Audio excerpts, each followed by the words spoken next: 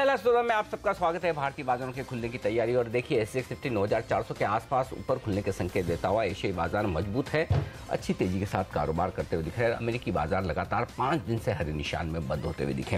हमारे एक्सपर्ट्स हमारे साथ हैं संदीप वागले, नितिन मुरारका, विजय चोपड़ा और रजत बोस।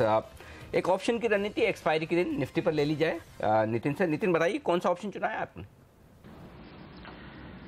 देखिए जैसे कि निफ्टी 9400 के आसपास खुल रही है, बट जो कल का डेटा देख के मुझे लगा कि एक्सपायरी 94 से 9350 के आसपास होनी चाहिए। उसको देखते हुए मैं 9400 की पुट ऑप्शन लेना चाहूंगा, जो ओपनिंग में हो सकता है आपको 15 से 20 रुपए के आसपास मिल जाए और इसका स्टॉप लॉस आप 5 रुपए का रख करके चल सकते हैं। मुझे लगता है कि ये 400 की पुट ऑप्शन है, ये आपको 30 से 35 रुपए तक का टारगेट आज एक्सपायरी के दिन दे सकती है, क्योंकि ओवरऑल जो रोलोवर्स का डेटा मुझे दिख रहा है वो उसको देख के लग रहा है कि थोड़ा सा नेगेटिव साइड में रोलोवर्स हो रहे हैं। इसको देखते हुए थोड़ा सा दबाव आज के दिन भी बन सकता है और गोइंग फॉरवर्ड मुझे लग रहा है कि थोड़ा दबाव एक बार मार्केट में करेक्शन पोस्ट एक्सपायरी आ सकती है। इसलिए ट्रेंड के साथ मुझे लगता है कि आज हम लोग एक बार पुट ऑप्शन 9400 की बाई करके चल सकते हैं। सिंटेक्स, विजय जी क्या राय है आपकी? कल हमने देखा क्रेडिट स्विस ने करीब 33 लाख शेयर, मेरिल लिंच ने करीब 30 लाख शेयर बेचे हैं 104-105 के भाव पर। अब अलग हो जाएगा इसका डिवीजन, एक्स डेट है, कैसे इसको आप देखते हैं और इस पूरी स्कीम को आपने किस तरह से रीड किया? देखिए मुझे लगता है थोड़ा प्रेशर रह सकता है, मार्केट भी प्रेशर में है और संभवतः आपको ये स्टॉक और 8-10 रुपए जाता हुआ दिख सकता है। और मैं ये कहूँगा जो निवेशित लोग हैं वो तो पैनिक में ना आए, क्योंकि मुझे लगता है स्टॉक संभलेगा और नो डाउट बड़े फंड्स ने डंप किया है तो कई बार ऐसा होता है, स्टॉक में प्रेशर देखा जाता है और गिरावट अच्छी खासी होती है, बट संभवतः मुझे लगता है कि 90 और 95 के बीच में कहीं ना कहीं जाके रिकॉर्ड थमेगी। इनका इसका प्रीफैब बिजनेस, मोल्डिंग बिजनेस अब आगे चलकर लिस्ट होने वाला है और आज से केवल टेक्सटाइल कारोबार ट्रेड होने वाला है, तो एक्स डेट आज से है इसकी। बिल्कुल, आज वायदा कारोबार में इनका ये कंबाइंड बिजनेस का आखिरी दिन है, ये इनके कॉन्ट्रैक्ट खत्म हो जाएंगे। ये 2 दिनों में जो दबाव दिख रहा है उसके पीछे एक रीजन तो वही है और दूसरा रीजन है कल फंड्स की भी थोड़ी बिकवाली होती हुई दिखी। लेकिन मुझे लगता है आज अगर एक अच्छी गिरावट मिले सिंटेक्स में, इसलिए पर अगर आपका महीने 1.5 महीने का व्यू है तो खरीदारी का मौका होगा। लेकिन ये याद रहे कि वापस जब तक रीलिस्ट नहीं होगा तब तक आपका पैसा अटका रहेगा, वो ध्यान में रखना जरूरी है। चलिए शुरुआत करते हैं आज की पारी की और 10 अंक नीचे है सेंसेक्स, 20 अंक नीचे है निफ्टी पहली टिक पर। तो ये है पहली टिक आपकी स्क्रीन पर। देख लेते हैं कि किस तरह का शुरुआत होता दिख रहा है स्टॉक्स में। सिप्ला 3% मजबूत है, आज नतीजे आने वाले हैं। अदानी पोर्ट, हाँ इस पर नजर रखिए, कल बेहतरीन नतीजे के बाद आज यहाँ पर 1 मिनट रुपया 64-54 पर, अरे वाह बेहतरीन मजबूती के साथ खुलता हुआ दिख रहा है। 19 पैसे की शानदार मजबूती होती दिख रही। तो करेंसी मार्केट में कल भी मजबूती दिखी है, आज फिर से मजबूती होती दिख रही, तो संभलते हुए दिख रहे हैं। अच्छी बात है कि 65 के करीब जाते ही वापस से मजबूती रुपए में लौटती हुई दिख रही, तो करेंसी मार्केट से अच्छा संकेत आपके लिए इस वक्त। आइए बता दूं, प्री ओपनिंग सेशन में लुपिन 10% नीचे, मारुति 3% नीचे, गेल 2% नीचे है और मजबूत है भारतीय इन्फ्राटेल 8%, अदानी पोर्ट्स। तो थोड़ी देर इन्हें सेटल होने देते हैं, फिर देखेंगे कि किस तरह का रुझान होता है। लेकिन चूंकि नतीजों की बात चल रही है, सिप्ला ये है रिजल्ट जो आज आने वाला है। सिप्ला के अनुमान हम आपको बता दें कि किस तरह के नतीजे आज आने वाले, तो उस पर नज़र रखनी चाहिए कि पिछले 1-2 सेशन में सिप्ला थोड़ा ऊपरी स्तर से कमज़ोर होता हुआ दिखा है और आप देख सकते हैं मुनाफा हम अंदाज़ा लगा रहे हैं कि 347 करोड़ होना चाहिए, 81 करोड़ से बढ़कर। ये हमारा मुनाफे का अनुमान है सिप्ला के लिए। आय में बढ़त होगी 16% के आसपास की, 3800 करोड़ के आसपास का आंकड़ा और मार्जिन 0.8% से 0.18%, 0.7% से। तो सिप्ला में वैसे तो नंबर्स बड़े दमदार ऐसे नजर आ रहे हैं, देखते हैं क्या कुछ होता है सिप्ला में। तो नतीजों से पहले रजत सर, सिप्ला लॉन्ग या शॉर्ट?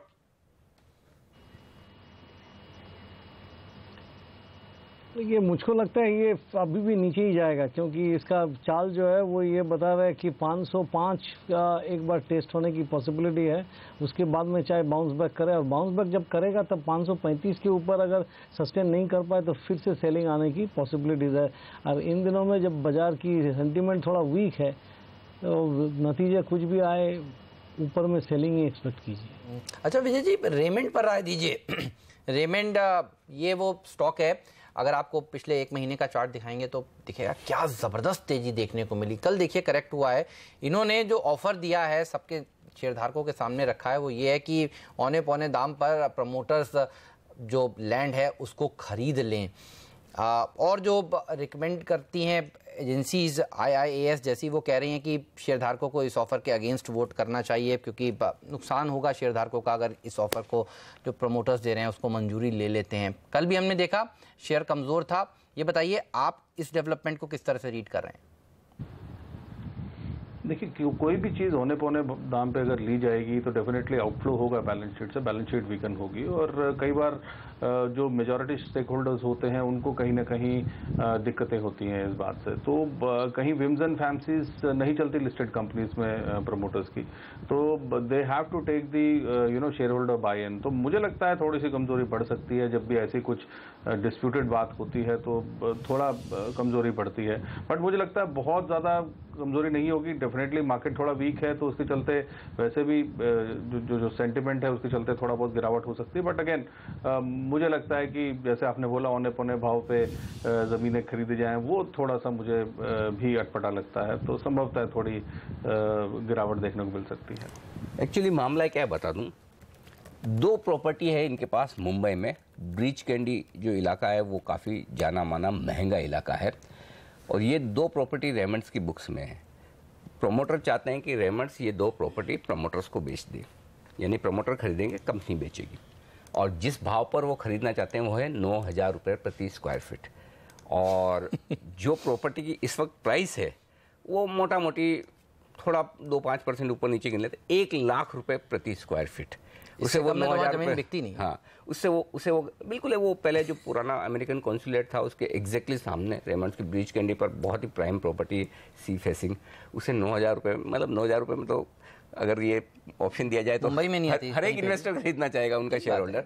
तो वो ये कॉर्पोरेट गवर्नेंस के ऊपर सवाल उठते हैं साफ तौर पर। बिल्कुल। इसीलिए ये IAS ने जो सवाल उठाए, इन्वेस्टर्स एजुकेशन फर्म है, उन्होंने इसी बात को लेकर उठाए कि आप 1 लाख रुपए प्रति स्क्वायर फीट की प्रॉपर्टी कैसे आप 9,000 रुपए में खरीदना चाहते हैं, क्यों खरीदना चाहते हैं, क्यों आपको बेचा जाए? ये पूरा शेयर लैंड बैंक पर ही बिका है। एक प्रॉपर्टी तो आपने ये बताई, एक प्रॉपर्टी और है इनके पास, इनके प्लांट के आसपास थाने में, और वो बहुत बड़ी प्रॉपर्टी है जिसको इन्होंने पहले भी मोनेटाइज करने की कोशिश करी, देखिए, लेकिन हो नहीं पाया। कई ऑफर्स भी आए लेकिन वहाँ की जो यूनियन है और वहाँ के जो लोग हैं वो उस प्रॉपर्टी को बेचने नहीं पाए। तो लैंड बैंक एसेट क्वालिटी बहुत अच्छी है लेकिन कुछ मोनेटाइजेशन हो नहीं पा रहा है। और पिछली बार भी इनके शेयर होल्डर्स ने एक बड़ा एडवर्टाइजमेंट न्यूज़पेपर में दिया, CNBC आवाज़ ने हमने कवर भी किया, और हम शेयर होल्डर्स के हित की बात हमेशा उठाते रहते हैं।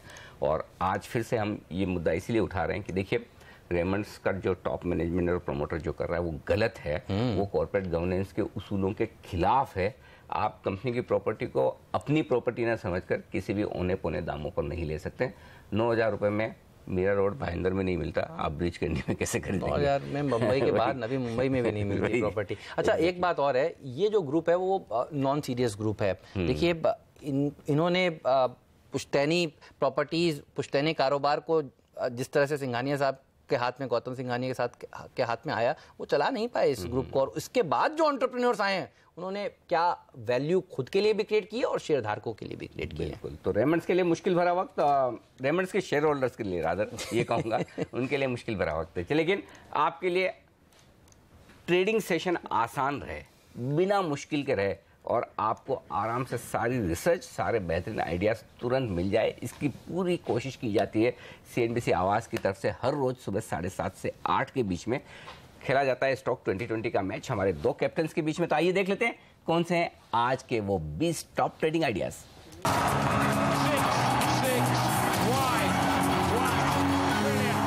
मेरी पूरी टीम पर नजर डालिए, बल्लेबाज और गेंदबाजों दोनों को टीम में शामिल किया है। शुरुआत गेंदबाजों से।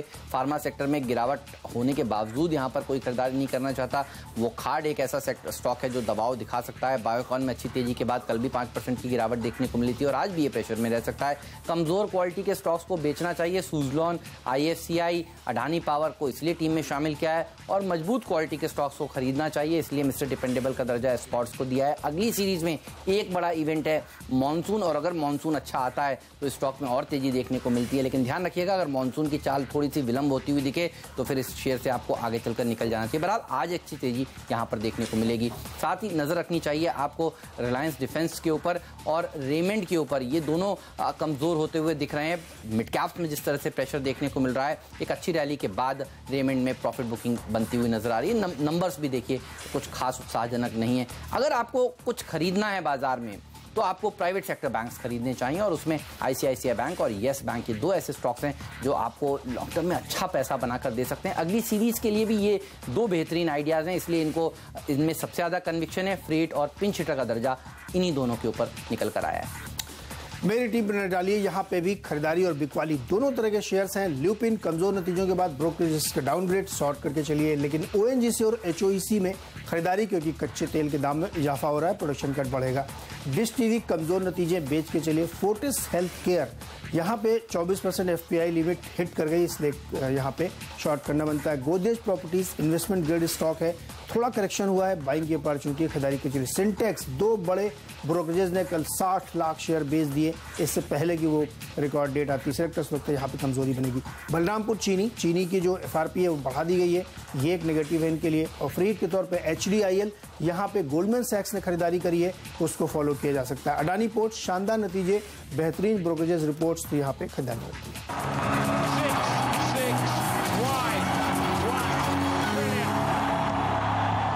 तो ये हैं वो स्टॉक्स जो आज दमदार प्रदर्शन दिखाने का दमखम रखते हैं। जैन इरिगेशन पर नजर रखिएगा। कल आपको याद होगा एसी शो में हमारे एक्सपर्ट आए थे अमरीश बलिगा, वो कह रहे थे खरीद लीजिए, अब अच्छा प्रदर्शन दिखाएगा ये शेयर। काफ़ी करेक्शन हो चुका है। देखिए आज ही 5% मजबूती के साथ खुलने की तैयारी इसलिए कर रहा है क्योंकि नतीजे काफ़ी ज़बरदस्त आए। शालीमार पेंट ने लेकिन कमज़ोर प्रदर्शन दिखाया है। इस शेयर में भी एक बहुत ज़बरदस्त रैली हो चुकी है और जब परिणाम अपेक्षा के खराब आए तब देखिए ऐसा ही होता है। एक बार पूछते हैं रजत से। रजत, घाटा जो है वो डबल हो गया, 4 करोड़ के सामने देखिए 9.5 करोड़ रुपए का लॉस हुआ है। एबिटा फ्रंट पर भी 9 करोड़ के सामने करीब 6 करोड़ का लॉस है। इनकम भी गिरी है। दूसरे पेंट शेयर जो अच्छा प्रदर्शन दिखा रहे हैं, इस पेंट कंपनी ने प्राइस वाइज अच्छा प्रदर्शन दिखाया, लेकिन अगर बैलेंस शीट वाइज देखें और इस समय नतीजों के वाइज देखें तो अच्छा प्रदर्शन नहीं है। ये बताइए कितना करेक्ट हो सकता है ये शेयर आज? अब शालीमार पेंट्स का बात कर रहे हैं ना? बिल्कुल रजत। हाँ, शालीमार पेंट्स देखिए, ये कोई कारण से अगर आज के दिन कल का जो लो है 265 रुपया 65 पैसा, उसके नीचे जाए तो 248 रुपया तक करेक्ट होने की पॉसिबिलिटीज़ है। और ऐसा भी एक चीज़ कहना चाहिए, 325 जब तक ये पार नहीं करेगा तब तक कोई खास आप ट्रेंड इसमें उम्मीद मत कीजिए। पुल बैक रैली में 325 के ऊपर जाके सस्टेन करेगा, ऐसा भी उम्मीद अभी कम है। लेकिन लॉन्ग टर्म के लिए मैं ये कहना चाहूँगा कि जो निवेशक लंबी अवधि के लिए लेना चाहते हैं, 230 से लेके 200 के बीच में कभी मिल जाए कोई करेक्शन में तब जरूर लेना चाहिए, क्योंकि इसमें ऊपर में अच्छी मूवमेंट होने की गुंजाइश है। बट फिर भी 325 एक बड़ा पड़ाव रह जाएगा। ओके नितिन, अदानी ग्रुप के शेयरों पर आपसे राय लेना चाहता हूं। अदानी पोर्ट के नतीजे जो कल आए वो काफ़ी बेहतरीन थे और अब अदानी एंटरप्राइजेस के भी नतीजे जो बाजार बंद होने के बाद कल आए बेहद शानदार और ये स्टॉक भी 4-5% मजबूत खुलने के संकेत दे रहा है। हालांकि आपका विचार थोड़ा मंदी का ज़्यादा है, लेकिन अगर कहीं कोई खरीदारी के मौके दिखते हैं अदानी पोर्ट एंटरप्राइजेस में आपको? लेकिन जी अभी जो बाउंस बैक में मुझे बहुत ज़्यादा अभी पॉजिटिविटी नहीं दिख रही है, क्योंकि रोलोवर से भी बहुत ज़्यादा अट्रैक्टिव रोलोवर्स नहीं है। प्लस अदानी पोर्ट में काफ़ी अच्छे रेसिस्टेंस आपको आ रहे हैं करीब 350-355 की रेंज में। तो मैं समझता हूँ एक बार थोड़ा रुकना चाहिए। आज रोलोवर्स होने के बाद कम से कम हमें इस वीक की क्लोजिंग तक देखना चाहिए, उसके बाद नए स्टॉक्स में नए एफएनओ में ट्रेडिंग करनी चाहिए, क्योंकि काफ़ी वोलेटाइल रहा है। कल के दिन परसों इसमें एक अच्छी खासी गिरावट आई थी, पूरे अदानी ग्रुप में एक अच्छी गिरावट दिखी थी। तो मैं समझता हूँ आज के दिन थोड़ा सा वेट करना चाहिए, वेट एंड वॉच। और नेक्स्ट वीक मंडे ऑनवर्ड्स हमें ट्रेंड को समझ के उसके बाद एफएनओ में नए स्टॉक्स में सौदे बनाने चाहिए। बात है। अच्छा, चीनी कंपनियों पर राय दीजिए विजय जी। ये कैबिनेट ने कल फैसला ले लिया, सीएनबीसी आवासीय एक्सक्लूसिव खबर थी कि FRP fair and remunerative price जो है वो बढ़ जाएगा। वो बढ़ा भी है, 230 रुपये प्रति क्विंटल से बढ़ाकर 255 रुपये प्रति क्विंटल हो गया है। कैसे देखते हैं चीनी कंपनियों के लिए इसे? और आज कई चीनी कंपनियों के नतीजे भी हैं, धामपुर, बजाज। एक्सपेक्टेशंस तो थी कि कंपनियों के नतीजे अच्छे आएंगे, लेकिन ये खबर सेंटीमेंट के लिहाज से थोड़ी ख़राब फेस ऑफ दिखती है। कैसे अप्रोच करना चाहिए चीनी शेयरों को फिर आज? देखिए, मुझे लगता है कि नतीजे तो निश्चित रूप से अच्छे आएंगे, क्योंकि रिटेल प्राइसेस कहीं पर भी सॉफ्टन नहीं हुए हैं। दूसरी चीज़, इस खबर के चलते हुए प्लस मार्केट जो सेंटिमेंट है, दोनों का एक मिला जुला असर हो सकता है, तो दबाव में रह सकते हैं चीनी के काउंटर। बट ओवरऑल मैं कहूँगा कि ऐसा नहीं है कि चीनी की जो स्टोरी थी, जो पिछले 1-1.5 साल से चल रही है, वो ख़त्म हो गई है। मुझे लगता है एक बार गिरावट थम जाती है तो दोबारा से चीनी स्टॉक्स में पोजीशंस ली जा सकती हैं। मुझे पर्सनली मवाना शुगर अच्छा लगता है, धामपुर अच्छा लगता है, इन स्टॉक्स में पोजीशंस बनाई जा सकती है। मगर एक बार गिरावट थमने के बाद मैं अभी रिकमेंड तो नहीं करूंगा, बट एक बार गिरावट हो जाती तो उसके बाद फ्रेश पोजीशंस बनाई जा सकती हैं और थोड़ा medium to long term positions बनाई जा सकती हैं। ओके, तो ये है राय आपके लिए तमाम शुगर शेयरों पर, जहां पर अगर आज गिरावट हो तो आपके लिए मौका होगा खरीदारी करने का, ये मानना है चोपड़ा साहब का। चलिए, तो खरीदारी और बिकवाली के मौके अब आपके लिए शुरू होने की तैयारी है, क्योंकि प्री ओपनिंग सेशन खत्म हो चुका है और कंटिन्यूस ट्रेडिंग सेशन अब शुरू होने वाला है। बता दूं आपको किस तरह के संकेत आते दिख रहे हैं आपके सामने। इस वक्त निफ्टी खुलने की कोशिश कर रहा है 25 अंक ऊपर, लेकिन 9400 के नीचे है। 75 अंक ऊपर सेंसेक्स खुलने की कोशिश कर रहा है। मिड कैप इंडेक्स 0.5% मजबूत है और बैंक निफ्टी पर मजबूती 35 अंकों की। क्या है मजबूत? अदानी पोर्ट टॉप गेनर 1.5% ऊपर, आईबुल हाउसिंग 1% ऊपर, सन फार्मा में 1% का इजाफा शुरुआती कारोबार में। ये आपके लिए आईटी शेयरों में थोड़ी खरीदारी है। TCS, Tech Mahindra, Infosys, HCL Tech चारों हरे निशान में खुलने की तैयारी।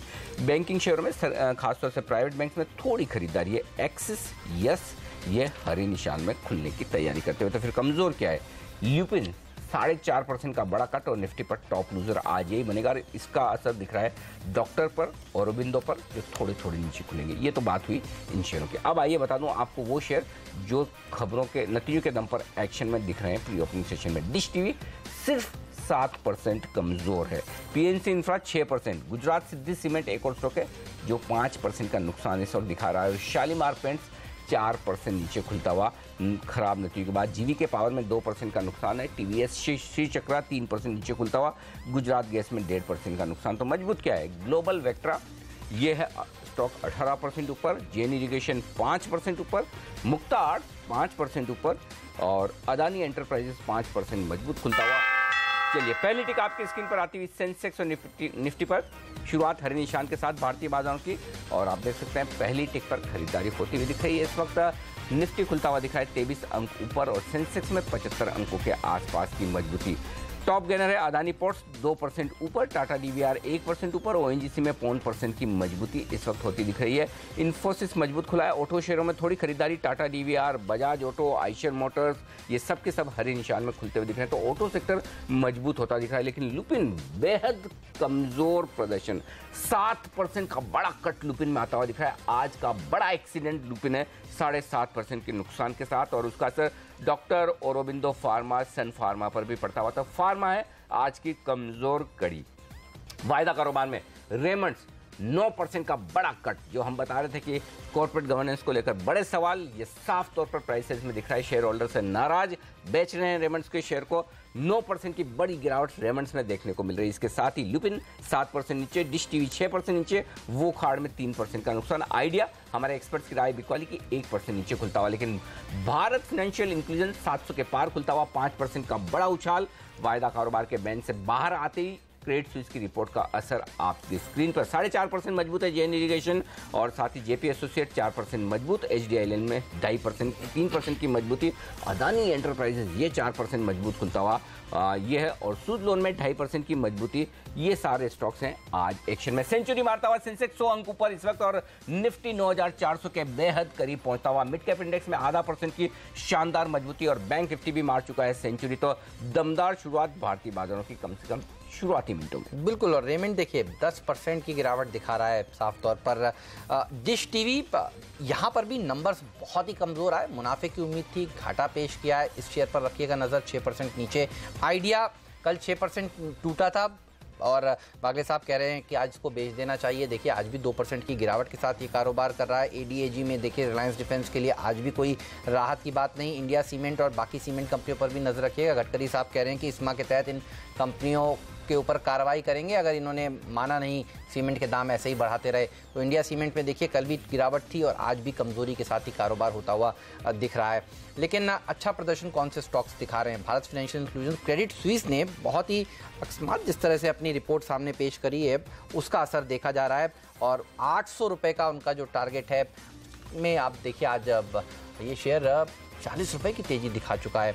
HDIL में तेजी देखने को मिल रही है। यहाँ पर कुछ बड़ी ब्लॉक डील्स हुई थी जहाँ पर बड़े नाम आए थे सामने कल खरीदारी करने के बाद। आज नीरज की टीम का फ्री शेयर भी था, 4% की तेजी यहाँ पर देखने को मिल रही है। JSPL में भी एक अच्छी रैली देखी जा रही है। विजय चोपड़ा साहब ने कहा इसको वो खरीदना चाहते हैं आज के दिन, लेकिन कमजोरी काफ़ी है। आप देखिए 9400 SGX निफ्टी दिखा रहा था कि यहाँ पर खुलेगा उसके ऊपर खुलेगा, लेकिन अब तक नहीं छुआ। 9400 के नज़दीक है लेकिन बुरा भी नहीं। 112 पॉइंट ऊपर सेंसेक्स है, 100 पॉइंट ऊपर बैंक निफ्टी है, तो शुरुआत पॉजिटिव हुई है। 9400 को पार करना और वीडियो कॉन चौथे दिन लोअर सर्किट पर 10% का सर्किट हो गया, ये अच्छी राहत। अब 5 का हो जाएगा। Circuit to circuit lower single digit targets, ये है हमारे जो टारगेट्स। हमने कहा आपको लोअर सिंगल डिजिट का मतलब होता है 1 से 5, इसे लोअर सिंगल डिजिट कहा जाता है। उम्मीद करें कि वहाँ ना पहुंचे तो ज़्यादा बढ़िया है। ओके, तो ये इस वक्त का रुझान है। चलिए जो स्टॉक्स बड़े एक्शन में उन पर राय ली जाए। सबसे पहले भारत फाइनेंशियल इंक्लूजन सिर्फ 7% उछलता हुआ, क्या बात है।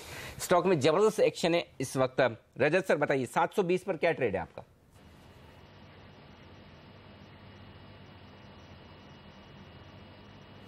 अब भारत फाइनेंशियल इंक्लूजन अभी देखिए ये जो खुलने के बाद में एक तरफा ऊपर की तरफ जा रहा है और काफ़ी कल से काफ़ी ऊंचाई पे है। तो मैं तो ये कहूँगा कि इसमें ये कूद के लेना नहीं चाहिए, थोड़ी सी नीचे आए, मतलब 711 709 इस रेंज पे अगर रिट्रेसमेंट से आता है तो एक बार लेना चाहिए। ऊपर में 723 से 725 तक उम्मीद करके, लेकिन इस लेवल पे लेने से रिस्क थोड़ा ज़्यादा हो जाएगा। अच्छा, टेलीकॉम कंपनियों पर नज़र रखिएगा। इनके लिए भी एक ख़राब खबर आई है और वो ये है कि सरकार कह रही है कि अगर ये कंपनियां अपने टेलीकॉम लाइसेंसेस जिनको दिए गए हैं उन लाइसेंसेस को वायलेट करती हैं तो कड़ी कार्रवाई की जाएगी। तो सीमेंट और टेलीकॉम ये दो ऐसे स्पेसेस हैं जहां पर सरकार की नज़र है और आज देखिए इस खबर के चलते टेलीकॉम कंपनियां दबाव के साथ कारोबार कर रही हैं। आइडिया का शेयर तो गिर ही रहा है। रिलायंस कम्युनिकेशन के स्टॉक में भी पिछले 2 दिनों में बड़ी गिरावट देखी जा चुकी है। पूरा ग्रुप प्रेशर में है तो ये भी प्रेशर में है। डिश टीवी भी देखिए 7% की कमजोरी के साथ कारोबार कर रहा है। 100 रुपये के ऊपर एक बार निकला था नतीजों के बाद, उसके बाद से कोशिश ही कर रहा है, जा नहीं पाता इसके ऊपर। ल्यूपिन और सारे के सारे फार्मा शेयर देखिए आज नीचे ट्रेड करते हुए आपको दिखेंगे। बड़ी गिरावट फार्मा स्टॉक्स में हो रही है। आप देखिए ल्यूपिन के बाद वोखार्ड का अगला स्टॉक है जो 2% नीचे ट्रेड कर रहा है। Aurobindo pharma, doctor Reddy's, Divi's lab, granules, यहाँ पर संदीप वागले साहब का सेल आइडिया है। तो ये पूरा पैक कमजोर है। बिल्कुल, तो इस कमजोरी में आइडिया यहाँ पर थोड़ी पोजीशंस भी बनती हुई दिख रही है मेरी स्क्रीन पर। यहाँ पर ओपन इंटरेस्ट बढ़ता हुआ नजर आ रहा है और स्टॉक है 1.5% नीचे। आइडिया शॉर्ट आइडिया किसका था? आइडिया वागले साहब का। अच्छा, अरे मेरे पड़ोस में बैठे हैं वागले साहब, टारगेट बता दीजिए एक बार फिर से। ये तो गिरना शुरू हो चुका है। और अच्छी बात अनिल जी ये है कि कल के लोग को अभी तक ब्रेक नहीं किया और ब्रेक करने अच्छी बात है नहीं, मतलब लोगों को चांस मिलेगा। अच्छा, बेचने का ओके। जैसे हम बात करेंगे ब्रेक, अभी वो मेरे को आपको देख के कॉन्फिडेंस आने लगा है। आना चाहिए सर, 78 पूरे देश को आ रहा है। 78 का स्टॉप लॉस रखे और 72 के, मैं आज का तो बोल नहीं सकता लेकिन आज और कल तक बाय वीकेंड 72 के टारगेट्स आने चाहिए। ओके, 72 तक के टारगेट। अच्छा, मेरे ख्याल से ये पिछले फॉल में भी 70-72 के आसपास से ही वापस रिवर्स हुआ था, राइट? जब ये वो हुआ था, क्या बोलते हैं इसको, पूरे ग्रुप की मर्जर स्कीम जो आई थी 65 के लेवल्स 65 तक आया था। ओके, तब तो फिर और भी जगह है। चलिए स्टॉक पर रखिएगा नजर। अच्छा, रेमंड गिर गया है, बढ़ा तो बहुत स्पीड से था। अब ये जितनी स्पीड से गया था लोग इसके ऊपर सवाल भी उठा रहे थे, हो क्या रहा है, इतनी तेजी क्यों हो गई। अब ये बताइए करेक्शन कहाँ तक देखा जा सकता है? आज का सबसे बड़ा एक्सीडेंट तो यही नज़र आ रहा है। क्या और नीचे आ सकता है? क्योंकि जिन लोगों ने खरीदा था अब उनको पता चले कि प्रमोटर्स की नीयत ही साफ नहीं है तो वो एक बार डिलीवरी भी बेचना चाहते हैं। लेवल्स कौन से इंपॉर्टेंट होंगे इसके लिए? हेमंत, जब ये 700 के लेवल ब्रेक हुआ था तो कहीं ना कहीं मुझे लगता है वो इनसाइडर सेलिंग था। तो अभी बेचने का मतलब नहीं बनता है। ऑलरेडी ये गैप से खुला है और नीचे से सस्टेन हो रहा है तो 580 के लेवल्स मुझे टूटते हुए नहीं लगते हैं। तो वहाँ एक्सट्रीम ओवरसोल्ड जोन है। बेचना है तो 700 के 680 700 के आसपास और 580 570 ये लेवल्स बाय करने के हैं। ओके, एक और स्टॉक जहां पर थोड़ी खरीदारी होती हुई दिख रही है, इस बीच एक बार मैं बता दूं, बाजार 9400 के नजदीक पहुंचने की कोशिश कर रहा है। देखते हैं 9400 पार करके होल्ड हो पाता है। 9350 9400 ये जो रेंज है उस रेंज के हायर एंड की तरफ है। लेकिन हाँ, मैं बात कर रहा था पीसी ज्वेलर्स, आज इस कंपनी के नतीजे भी हैं और साथ ही बायबैक पर भी विचार कर रही है कंपनी। तो आज 2 ट्रिगर है, अब ये पता नहीं नंबर्स किस तरह के होंगे क्या है, लेकिन बायबैक भी है साथ में। तो ये स्टॉक दिन के हाई पॉइंट पर आता हुआ दिख रहा है स्टॉक, और 2-2.5% ओपन इंटरेस्ट में भी मुझे इजाफा दिख रहा है।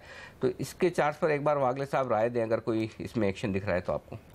अनिल जी, इसमें वॉलेटिलिटी काफी होगी। कल ये वीक था, आज स्ट्रेंथ दिखा रहा है, तो ऊपर में सस्टेन करे ना करे तो मैं इसमें आज, और रिजल्ट भी है, हाँ, सारा कुछ मैं थोड़ा सा मतलब ये रेंज दे दें आप। टिपिकल ट्रैप है। हाँ, रेंज देता हूं मैं 425 on the down side, 425 424 on the upside 440, थोड़ी लंबी रेंज है। ओके, अभी आपकी बात करते करते 45 हुआ, फिर नीचे भी आया, तो ये वोलेटाइल ट्रेड रहेगा। ये मुश्किल होगा आज ट्रेड करना। ये तो मुश्किल ट्रेड है, लेकिन इस इवेंट पे जरूर नजर रखिएगा। आईओसी के नतीजे कल आने वाले हैं और आज देखिए कमजोर होना शुरू हो रहा है। आज सॉरी माफ कीजिएगा, 25 तारीख आज आने वाले हैं और आज ये शेयर कमजोर हो रहा है। और HPCL के कल आने वाले हैं। देखिए ये पूरा ऑयल मार्केटिंग पैक कमजोर होता हुआ दिख रहा है, तो इस पर नजर रखिएगा। BPCL के अगले हफ्ते आने वाले हैं, तो ऑयल मार्केटिंग कंपनियों पर इस लिहाज से नजर होनी चाहिए। साथ ही फार्मा में जिस तरह से कमजोरी देखने को मिल रही है, आप देखिए अब मेटल्स में भी कमजोरी गहराती हुई। हिंडाल्को, टाटा स्टील, ये भी थोड़े थोड़े वीक होते हुए नजर आ रहे हैं। फार्मा अब विजय जी ये बताइए, इतना एक तो करेक्शन हो चुका है काफी, और अभी भी खबरें जो हैं वो खराब ही आ रही हैं। फार्मा में क्या करना चाहिए? निवेशकों को गिरावट में खरीदारी करनी चाहिए, या फिर आपको लगता है और अच्छे अट्रैक्टिव लेवल्स नीचे देखने को मिलेंगे कुछ दिनों में? मुझे लगता है हेमंत की वेट करना चाहिए। 2-3 कारण हैं। एक तो जो एक्सपोर्ट्स मार्केट है वो कहीं ना कहीं बहुत ज़्यादा फेवरेबल नहीं है। US FDA बहुत स्ट्रांगली अपना it's hammering the companies. Thirdly, जो भारत में भी जो ऐलान हुआ था, जो सरकार प्लान कर रही है कि जेनेरिक्स को प्रमोट किया जाएगा और ब्रांड्स को धीरे धीरे ख़त्म किया जाएगा, ये हर तरीके से डेट्रीमेंटल है फार्मा कंपनीज के लिए। क्योंकि जो भी बड़ी फार्मा कंपनीज हैं उनके जो ब्रांड्स हैं वो कोई 200 करोड़ का है, कोई 500 करोड़ का, बड़े बड़े ब्रांड्स हैं। और अगर ये ब्रांड्स धीरे धीरे ख़त्म हो जाते हैं तो नो डाउट जेनेरिक्स में इतनी कमाइयाँ नहीं रह जाती।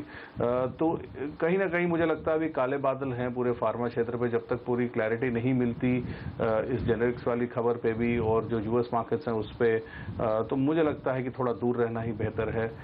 और मैं ये बात बोलता आ रहा हूँ कुछ महीनों से कि फार्मा में अभी मेरे को कंफर्ट नहीं है। ओके, फार्मा में फिलहाल दूर रहे, सेहत खराब है भी। सारे स्टॉक्स एक के बाद एक जो बचे हुए हैं, लेकिन देखिए कहाँ से 1700-1800 से 1100 रुपये तक आ गया, 1150 रुपये क्या भाव हुआ करता था।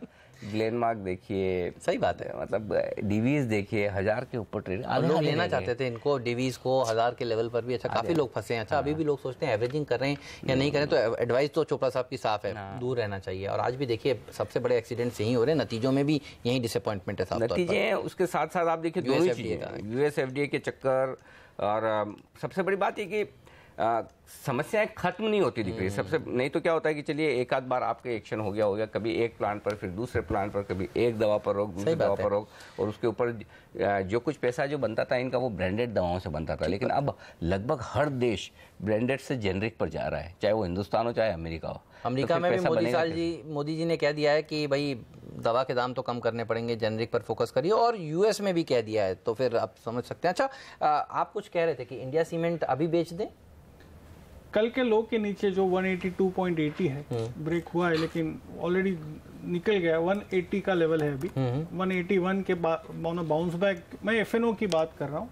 182.50 का स्टॉप लॉस होगा, और मुझे लगता है ये 175 174 इंट्राडे मिल सकता है। ये मैं आपको एक बात कहूँ, अगर आपका 10-12 रुपए का लेवल है ना नीचे का, तो 1-2 रुपया देखा मत कीजिए फिर। नहीं तो क्या होता है वो, एक्चुअली मैं इसलिए बता रहा हूँ कि देखिए कल भी कहाँ से हमने आइडेंटिफाई किया, मिस हो गया। फिर वो 188 189 था मेरे ख्याल से, क्या था 188, क्या आपका 182 के नीचे का सेल टारगेट। अपोलो की बात कर रहे हैं। ओ सॉरी, अपोलो था। हाँ, अपोलो। अच्छा, इंडिया सीमेंट तो सेल ही था। एक और चीज नजर आ रही है। अब आप देखिए मिड कैप इंडेक्स बाजार खुले हुए कुछ ही मिनट हुए हैं, अब ये लाल निशान में आने वाला है। तो मिड कैप्स में आज भी प्रेशर साफ तौर पर देखने को मिल रहा है। एडवांस डिक्लाइन रेशियो देखिए खुलते हुए मजबूत था, लेकिन देखिए अब ये खिसकता हुआ नजर आ रहा है। ITC ये है संजीवनी बूटी का काम जो बाजार के लिए करता है। क्यों? आप देखिए आज यही अगर शेयर मजबूत ना हो तो फिर बाजार आपको सेंसेक्स निफ्टी तो कम से कम लाल निशान में दिखे ही। आप देखिए आईटीसी आज मजबूत है। अच्छा, इसके नतीजे भी अभी तक आए नहीं हैं, 26 तारीख को इसके नंबर्स आने वाले हैं और उससे पहले ये शेयर मजबूत होता हुआ आपको दिख रहा है। देखिए 8 पॉइंट का कंट्रीब्यूशन आईटीसी दिखा रहा है, तो आईटीसी बाजार को आज भी संभालने का काम कर रहा है। कल नतीजे आने वाले हैं तो कहीं कहीं इंडेक्स में उतनी कमजोरी नहीं है जो आपको ब्रॉडर मार्केट में दिख रही है, ये बात सही है। और देखिए मिड कैप इंडेक्स नहीं चलने के अपने कारण हैं। अगर डिश टीवी 8% कमजोर होगा, इस तरह के शेयर अगर इतनी तेजी से गिरेंगे, कई सारे मिड कैप एक्सीडेंट्स, तो रेमंड्स, एनसीसी, इंडिया सीमेंट। अच्छा, रेमंड में नीचे खुलने के बाद एक अच्छी रिकवरी भी देखने को मिल रही है, तो जो वागले साहब कह रहे हैं कि इस समय शॉर्ट करने का वो मौका नहीं है, वो भी सही है। खबर को समझिए और ट्रेड वागले साहब ने कहा इस समय नहीं लेना चाहिए, लेकिन खबर तो साफ तौर पर खराब है, लेकिन रिकवरी अच्छी देखने को मिली। अच्छा, बड़े दिनों बाद आज डेल्टा कॉप मजबूती दिखा रहा है 2% की। एचसीसी कल पिटा था, आज यहाँ पर उछाल देखने को मिल रहा है। अशोक लेलैंड पर नजर रखिएगा, इसके नतीजे भी आज आने वाले हैं, तो देखना होगा ये आज नतीजे किस तरह से पेश करता है। बहरहाल नतीजों से पहले ये शेयर मजबूती के साथ कारोबार करता हुआ, और देख लीजिए मिड कैप इंडेक्स अब लाल निशान में आ गया। बलरामपुर चीनी, इस पर नितिन मैं आपसे राय लेना चाहता हूं। देखिए कल भी जहां बाजार इतना कमजोर था, ये डे हाई पर जाकर बंद होता हुआ दिखा रहा। आज फिर से शुगर सेक्टर को लेकर जो खबर आई उसके बाद स्टॉक में मजबूती बनती हुई दिख रही, फिर से ये एक्शन में आता हुआ दिख रहा है तेजी की तरफ। ओपन इंटरेस्ट भी धीमे धीमे थोड़ा सा बढ़ना शुरू हुआ है। नतीजे अभी आने बाकी है। वैसे तो आज शुगर कंपनियों के नतीजे धामपुर वगैरह के, बजाज हिंदुस्तान, लेकिन बलरामपुर चीनी एक स्टॉक जो है जो मुझे मजबूत नजर आ रहा है। क्या आपको लगता है खरीदारी करनी चाहिए यहाँ पर? लेकिन जी शॉर्ट टर्म बाउंस अगर आप 2-3 रुपए के लिए प्ले करना चाहते हैं तो फिर एक बाउंस आना चाहिए और स्टॉप लॉस वहां पे 160 का होना चाहिए। मगर इसमें अगर पिछली एक्सपायरी में देखेंगे तो पिछले एक्सपायरी में एफएनओ में आने के बाद बहुत ज़्यादा मोमेंटम नहीं दिखा, और अब हम लोग इस एक्सपायरी में रोल ओवर्स भी देख रहे हैं कि थोड़े से शॉर्ट साइड के हो रहे हैं। तो मैं समझता हूं कि ऊपर दबाव आएगा, इसमें करीब 165 से 167 की रेंज में काफ़ी रेसिस्टेंस है। बट अगर आज के लिए प्ले करना है तो 160 का स्टॉप लॉस रख के 163, 164 की रेंज में अगर बाउंस कर जाए तो वहां पे प्रॉफिट बुक करके निकलना चाहिए। चलिए, तो ये रहा है बलरामपुर चीनी पर लाल निशान में आता हुआ, ये भी दिख रहा है। मिड कैप्स में दबाव है तो साफ तौर पर फिर कैसे तेजी हो सकती है। लेकिन आप देखिए और कौन से स्टॉक्स हैं जिस पर नजर होनी चाहिए। ब्रिटानिया से अच्छे नंबर्स की अपेक्षा नहीं है, यहाँ पर दबाव देखने को मिल सकता है। और देखिए ये स्टॉक का खुला जरूर मजबूत है, लेकिन एनसीसी नतीजे आने के बाद से लगातार इसकी पिटाई हो रही है। एक अच्छी रनअवे रैली और उसके बाद अब दबाव। आज भी देखिए खुला और उसके बाद फिसल गया। 5% तो अब तक करेक्ट हो चुका है, कल भी 6-7% की गिरावट थी। ये कैसा लगता है वागले साहब आपको? हेमंत, कल के लो के नीचे अभी अभी जा रहा है, जो कि 80 है, तो 81 के स्टॉप लॉस से बेचे। 72, 73 का इसमें भी मुझे 1 से 2 दिन का व्यू है, क्लियर कट डाउन साइड है। और मतलब कोई भी लेने की चेष्टा ना करे। लोग इसके लिए लेते हैं कि ये 4 दिन से गिर रहा है, बॉटम फिशिंग, तो बिल्कुल ना करे। सही बात है। हाँ, वो तो जब है ना खरीद तेजी के मार्केट में डर लगता है ना, जब आप लेने जाते हैं 4 दिन से स्टॉक बढ़ रहा हो तब ये लगता है कि अरे 4 दिन से बढ़ गया, अब कैसे लें। वैसे ही जब गिर रहा हो तब भी, 4 दिन से गिर रहा हो तब भी लेने में डर लग रहा है। मतलब डर तो रहना ही चाहिए, ये बहुत जरूरी है। अच्छा, एक और स्टॉक जो कल हमने डिस्कस नहीं किया क्योंकि ये बैन में था, आज बैन से बाहर आ गया है और शॉर्ट साइड पर सीएट। क्योंकि देखिए टायर सेक्टर को लेकर हम कह रहे थे कि देखिए यहाँ पर खराब खबरें आती हुई दिख रही है। सीएट आज बैन से बाहर निकला है। मैं सवाल लूँगा आपसे नितिन, क्या इसे शॉर्ट करना चाहिए? क्योंकि फंडामेंटल, टायर सेक्टर के फंडामेंटल हम बहुत स्ट्रांगली और बहुत क्लोजली ट्रैक करते हैं। जब भी बदलाव होता है पता चलता है।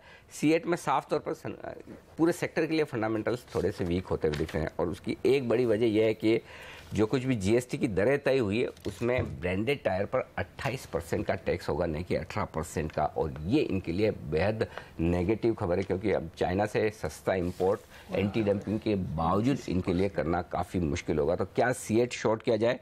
कल अपोलो एमआरएफ की हमने बात की, लेकिन सीएट बैन में था। नितिन बताएं।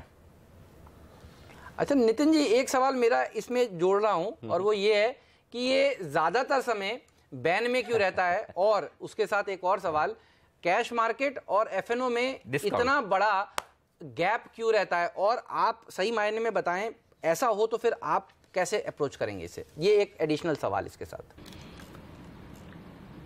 देखिए, सबसे पहले करंट ट्रेडिंग के ख्याल से तो इसमें लिक्विडेशंस हो रही है। इनफैक्ट अगर आप रोलोवर्स अगले एक्सपायरी में जाएंगे तो रोलोवर्स में शॉर्ट साइड के रोलोवर हैं, प्लस जो करंट एंड नेक्स्ट मंथ का कंबाइंड ओपन इंटरेस्ट एडिशन 2-3 दिनों में बढ़ नहीं रहा है, इनफैक्ट वो घट रहा है। इसका मतलब ट्रेडर्स जो लॉन्ग रोलोवर्स कर रहे थे लास्ट 3-4 एक्सपायरी से, वो अपनी पोजीशन कैरी नहीं कर रहे हैं। तो जो फर्स्ट क्वेश्चन अनिल जी का था कि यहाँ पे शॉर्ट पोजीशन बनानी चाहिए, तो मुझे लगता है कि शॉर्ट बनानी चाहिए, या फिर लॉन्ग अगर है तो वो लिक्विडेट करना चाहिए, डिलीवरी में है तो उसको प्रॉफिट बुक करके एक बार निकलना चाहिए।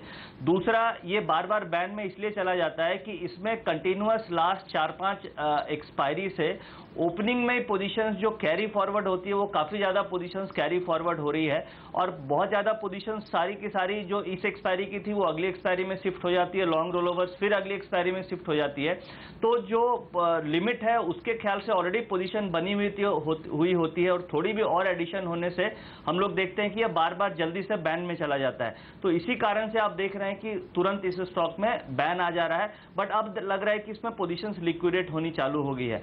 अब जहां तक ओवरऑल ट्रेडिंग के ख्याल से, तो मुझे लगता है कि इस लेवल पे एक बार लिक्विडेट करके निकलना चाहिए। मेरा सीएट के ऊपर एडीए की पैक, हाँ, कल अपोलो टायर की भी हम बात कर रहे थे, 228 वाला देखिए, ये भी 222 फाइनली ब्रेक डाउन हुआ है। यहाँ पर भी बड़ी कमजोरी है। वागले साहब अब बताएं। एक्चुअली वही लेवल सही था, 222 जैसे ही ब्रेक हुआ मुझे लगता है ये 210 की तरफ की। तो फिर अभी भी क्या ₹1.5 तो नीचे है वहाँ। चलिए थोड़ा ऊपर आ जा रहे थे, राइट। तो अभी ये बेचने का मतलब नहीं। हाँ, चलिए तो एडीएजी पैक सर बताइए, क्योंकि आज भी देखिए बाजार में मिड कैप्स प्रेशर में है। एनसीसी की हमने बात करी है, वहाँ से कितना फिसल गया एनसीसी। एडीएजी पैक भी देखिए कमजोरी दिखा रहा है पिछले कुछ दिनों से। इस पैक में सबसे वीक क्या लगता है? क्या यहाँ पर हो गई जितनी गिरावट होनी थी?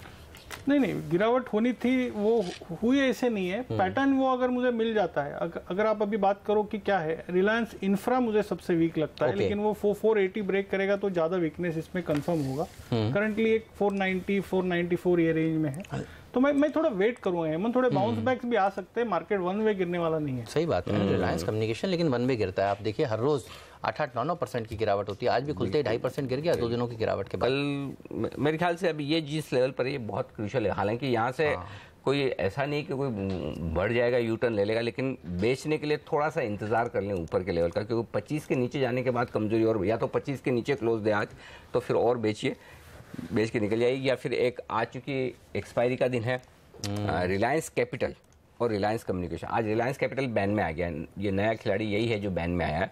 तो और आरकॉम पहले से बैन में है, तो अनिल अंबानी ग्रुप के ये 2 शेयर हैं जो बैन में है, तो आज जाहिर सी बात है बैन से बाहर निकल सकते हैं। तो फिर ऐसे में कल इन्हें शॉर्ट करने के बारे में और सोच सकते हैं, तो अगर थोड़ा ऊपर भी हो सकता है आपको मिले।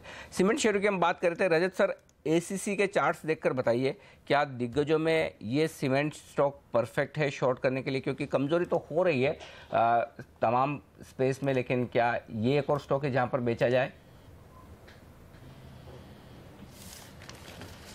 कि इसके बेचने के लिए आज का जो लो है 1571, मतलब 1570 इसके लिए एक सपोर्ट है। वो सपोर्ट अगर टूट जाए तो फिर ये आपको काफ़ी नीचे, मतलब 60-70 रुपया नीचे और मिलने की उम्मीद है। तो 1570 एक बार तोड़ने दीजिए, उसके बाद में 1582-84 इसी के लेवल पे स्टॉप लगा के आप नीचे 1520 से लेके 1512 तक उम्मीद करके बेच सकते हैं। कम कैश मार्केट का लेवल दे रहा हूँ।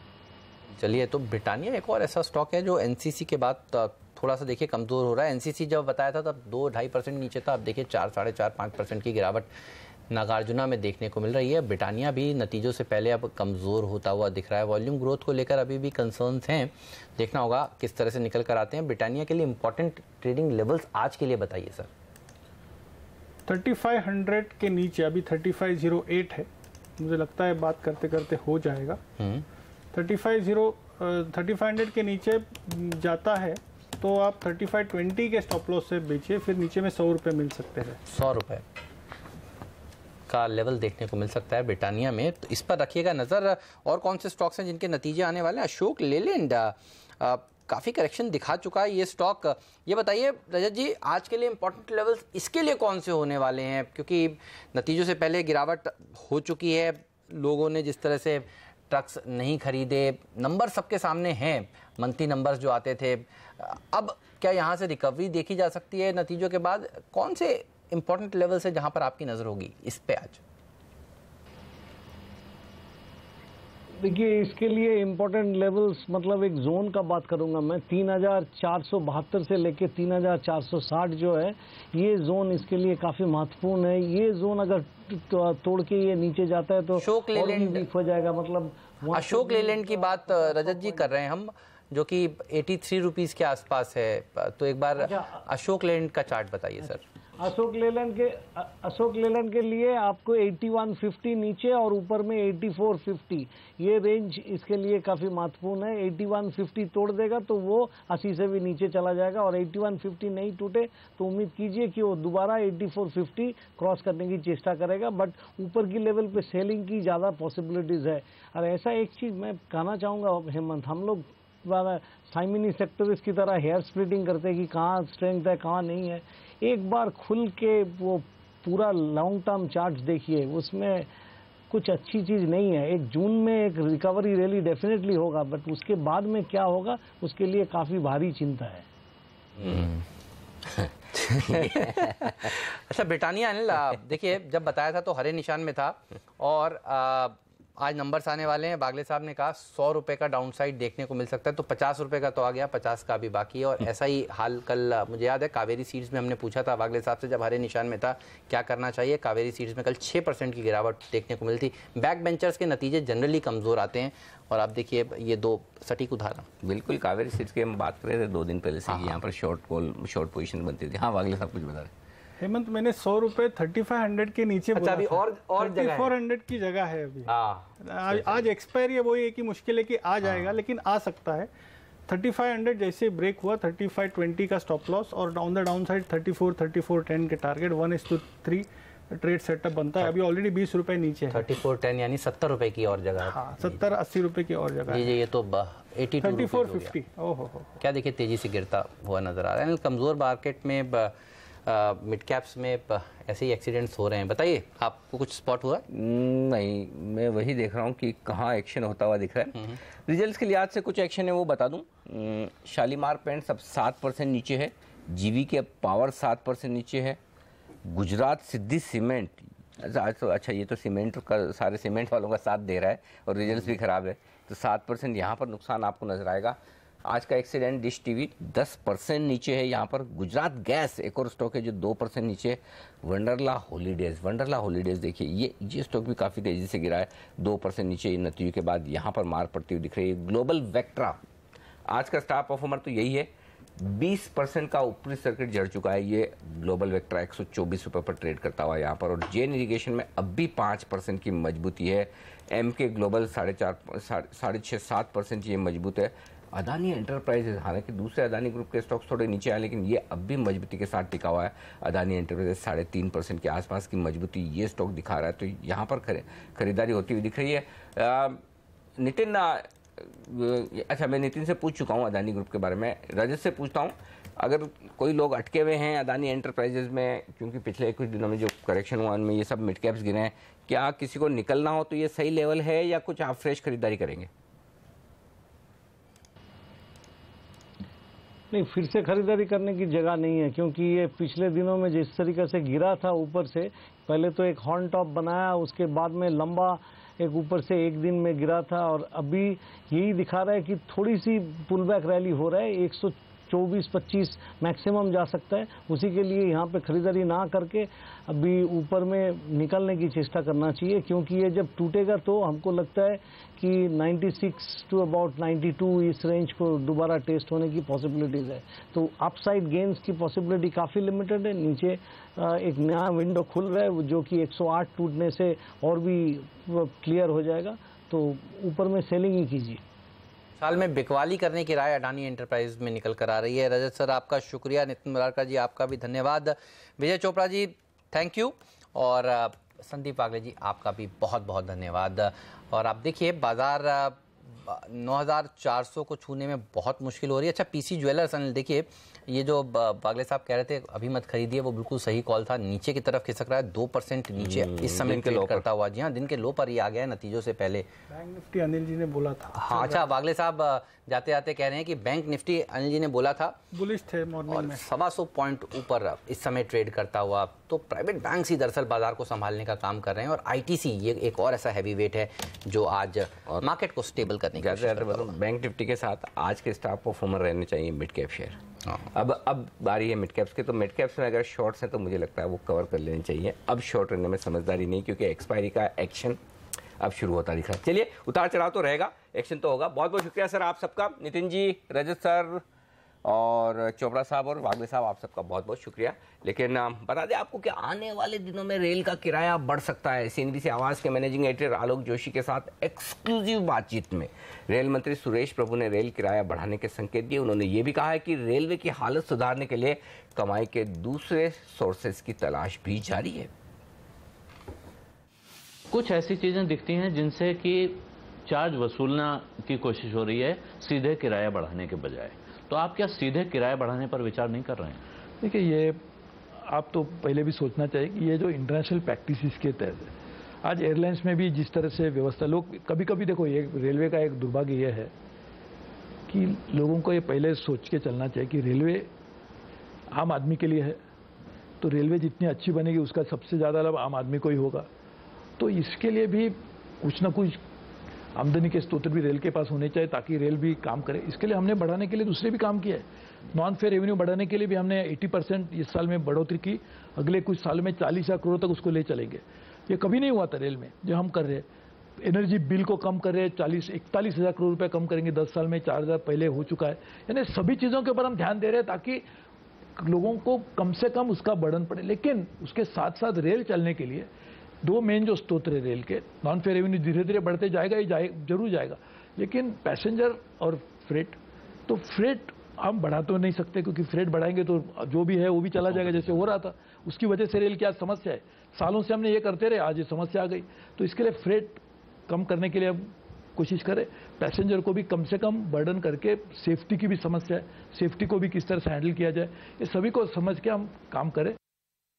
चलिए, मोदी सरकार के कल हो रहे हैं 3 साल पूरे, और इसीलिए हम सारे मंत्रियों से बात कर रहे हैं और उनसे पूछ रहे हैं कि उन्होंने किस तरह का कामकाज किया और आगे की योजनाएं क्या हैं। और इसी में सीमेंट के दाम में लगातार बढ़ोतरी से रोड और हाईवे मंत्री नितिन गडकरी से भी सीएनबीसी आवाज़ में बात करी। जी हाँ, सीएनबीसी आवाज़ के मैनेजिंग एडिटर आलोक जोशी जी ने उनसे एक एक्सक्लूसिव बातचीत करी है और उन्होंने उस एक्सक्लूसिव बातचीत में कहा है कि सीमेंट की कीमतों को रोकने के लिए वो पूरी कोशिश कर रहे हैं और इस्मा यानी एसेंशियल सर्विसेज मेंटेनेंस एक्ट के तहत कार्रवाई भी करेंगे अगर ये सीमेंट की कंपनियों ने दाम बढ़ाना रोका नहीं तो।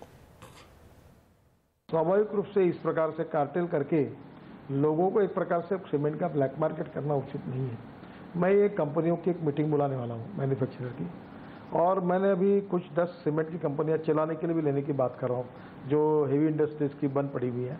और अगर ये इसी प्रकार से अगर चलता रहेगा तो सरकार को हस्तक्षेप करना होगा। सरकार इसमें बहुत संवेदनशील है और कठोर भूमिका लेने के लिए आगे पीछे नहीं देखेंगी। मैं पहले भी बोल चुका हूँ और अभी की मीटिंग में हमने सब कागज मंगा है, अध्ययन कर रहे हैं और जल्दी हम इसके ऊपर निर्णय करेंगे। मेरी हमारे सिविल सप्लाई मिनिस्टर से भी बात हुई है, प्रधानमंत्री से भी बात हुई है। एक बार इनको कहेंगे कि कोई सीमेंट के प्राइस का मैकेनिज्म तैयार करो।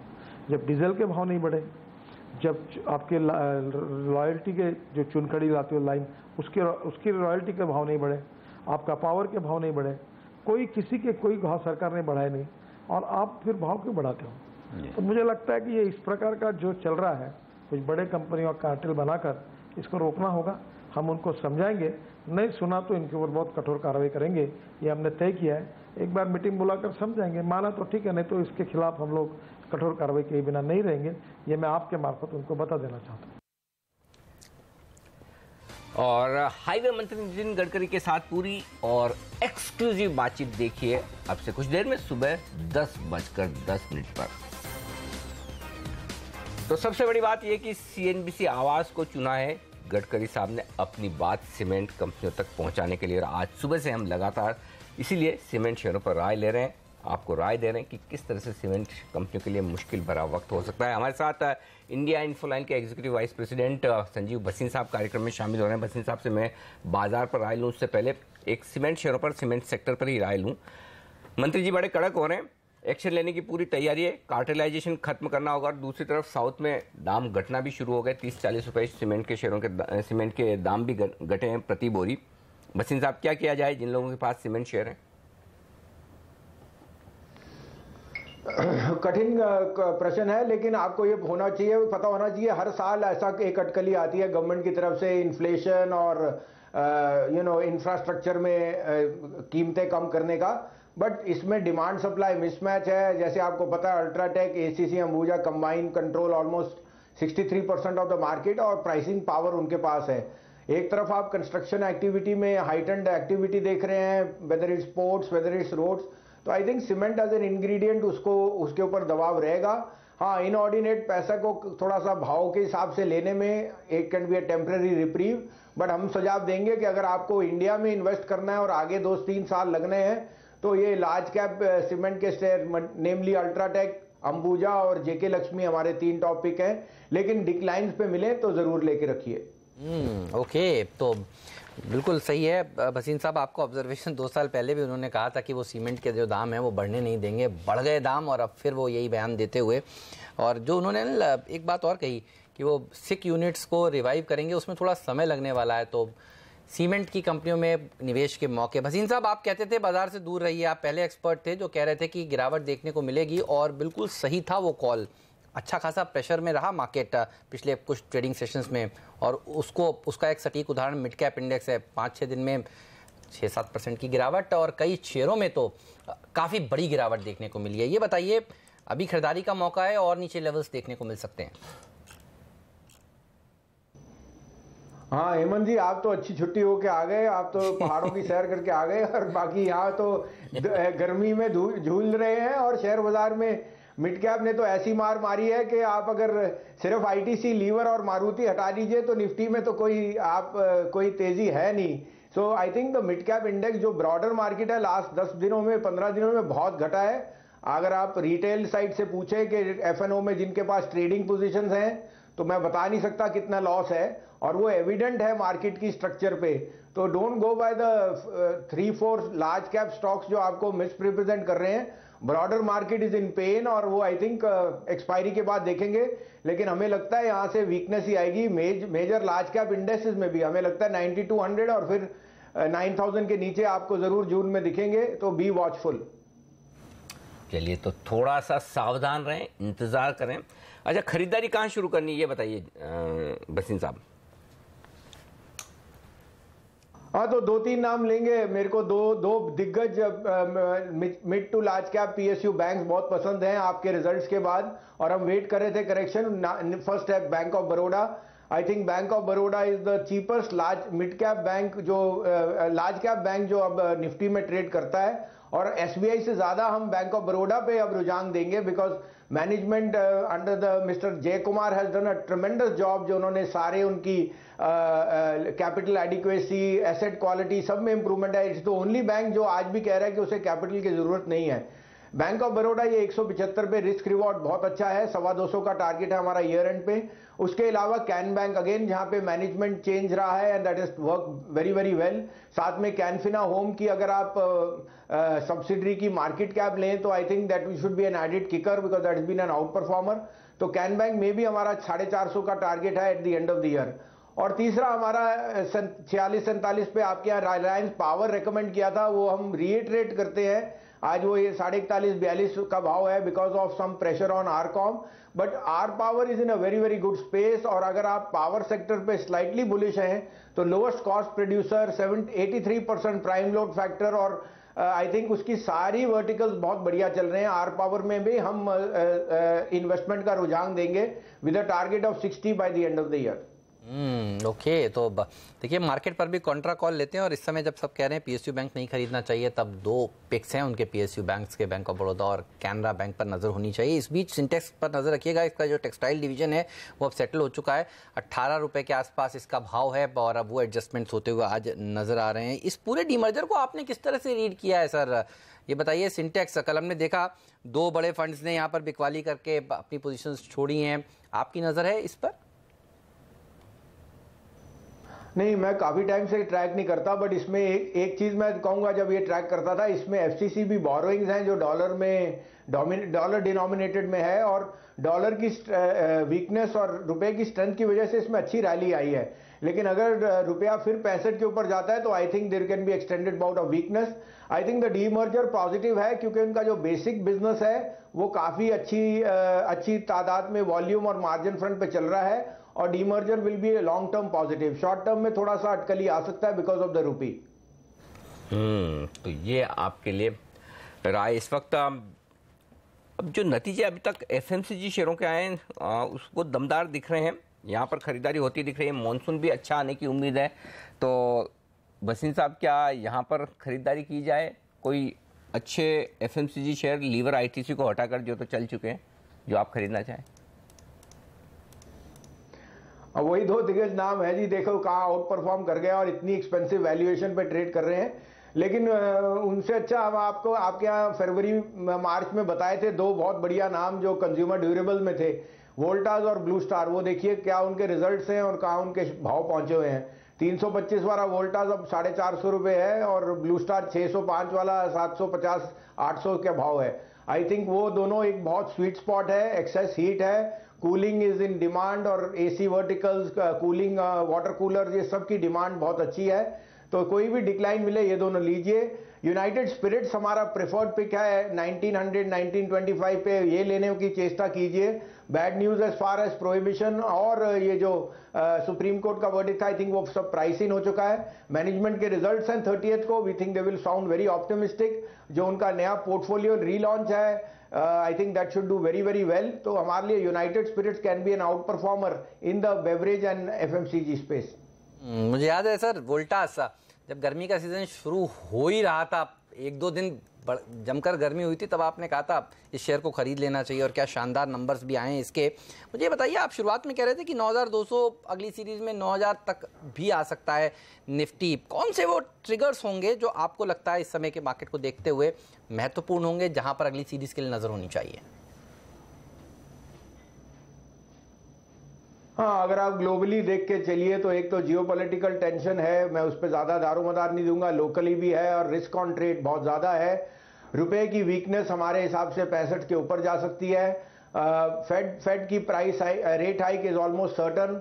और थर्डली जो आपके अनब्रिडल्ड एक यूरोपियन स्टॉक इंडेक्सेस न्यू हाइस पे है, वो बहुत ज़्यादा ओवरबॉट है और वहाँ रिजल्ट्स अभी भी उतने रुझान के नहीं हैं। तो ग्लोबल फैक्टर्स एक नेगेटिव हो सकते हैं, और लोकली हमारे को लगता है रिजल्ट से आगे चल रही है market, and we think that except for a few large caps, mid caps में जितनी वीकनेस आई है वो एक मनोविज्ञान से ही थोड़ा सा साइकोलॉजिकल प्रेशर डालेगी, and we think you could see levels closer to 9000 and below in the month of June. Okay, और इस बीच आप देखिए सीएट वो स्टॉक है जो दिन के लो पॉइंट पर अब आता हुआ दिख रहा है, तेज गिरावट होती दिख रही है। जो सुबह सुबह हम बात कर रहे थे वहाँ से गिरावट बढ़ती हुई और लगभग 3.5% स्टॉक नीचे होता हुआ दिख रहा है, लेकिन बाजार स्टेबल है। इस बीच विदा लेंगे हम भसीन साहब से। सर, बहुत बहुत शुक्रिया आपका सीएनबीसी आवाज़ के साथ जुड़कर आज बाजार तमाम सेक्टर्स और स्टॉक्स पर अपनी राय हमारे दर्शकों को देने के लिए। तो शुरुआत मजबूत, पहले टारगेट 9400 निफ्टी पर और 22700 बैंक निफ्टी पर हासिल होते हुए। देखते हैं बाकी बचा हुआ सेशन किस तरह का एक्शन दिखाता है। फिलहाल पहला सौदा में आज के लिए इतना ही, लेकिन आप बने रहिए सीएनबीसी आवाज़ के साथ। जी हाँ, प्रियंका संभव दिल्ली से हमारे साथ जुड़ेंगी, जो लेकर आएंगी कमोडिटी बाजार की ओपनिंग भी और आपके तमाम सवालों के जवाब भी। हम दोनों को दीजिए इजाज़त, नमस्कार।